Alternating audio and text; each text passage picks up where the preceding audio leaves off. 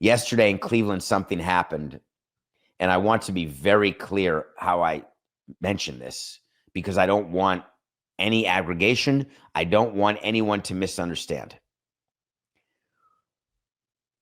As a fan, you do not have a right to go to a sporting event. It is a private event. It's a ticketed event. When you buy a ticket, you're signing a contract. You can read the fine print. You cannot read the fine print. Never mattered to me, but we're in charge. The teams are in charge. Hard stop. You don't have the right to free speech. You don't have the right to congregate. You don't have the right to practice religion. You don't have the right to do anything. You are my guest.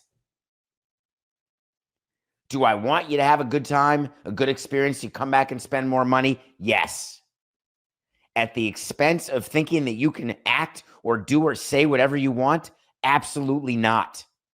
And it's my choice. I can say, you're saying something not nice about the owner. See you later. You're saying something not nice about the hot dogs. See you later. You're saying something not nice about my team. See you later. My choice.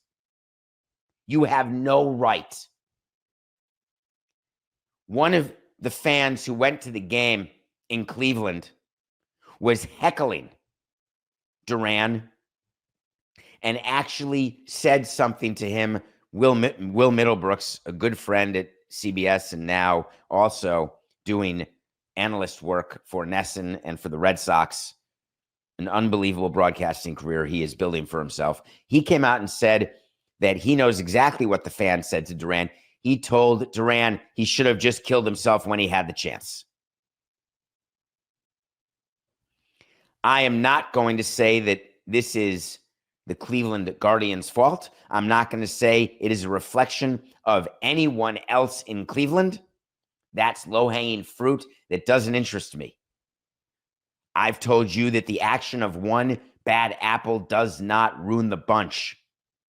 As a matter of fact, fans of the Guardians basically surrounded this guy, pointed him out to make sure that this guy was removed and removed permanently.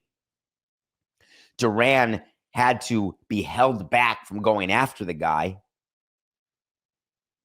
I want to make two things clear. One, players are told early and often, no matter what is said, no matter what type of racial, disgusting statements, and believe me, black players have heard it all.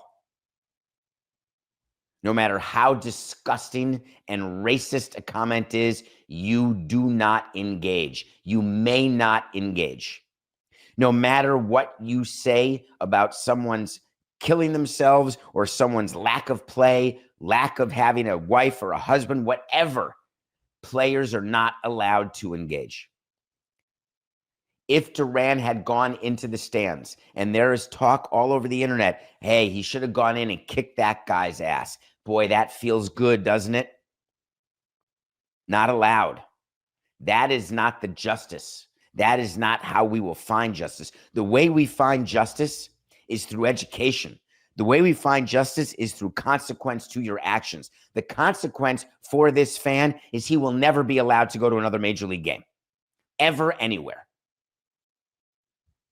The other consequence for that fan is that forever he will be known, because his face will get out, he will be known as the person who is disgusting in a way that I thought was reserved only for people who were racist.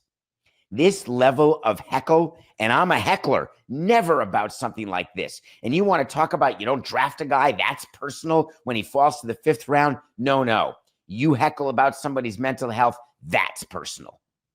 You exhibit racist tendencies and comments, that's personal. There is no place for it. The Guardians had to release a statement about this. They only said we're aware of the situation. We recognize the gravity of the behavior, and we apologize to the Red Sox organization and the player involved. Fans in the area were addressing the situation. Why wouldn't they mention Duran's name in the statement? What is the purpose of releasing a statement and acknowledging what happened when everybody knows exactly what happened? It's not like there's an investigation that needs to take place. It is acknowledged. How dare you if you're listening to this? And if you know that person, how dare you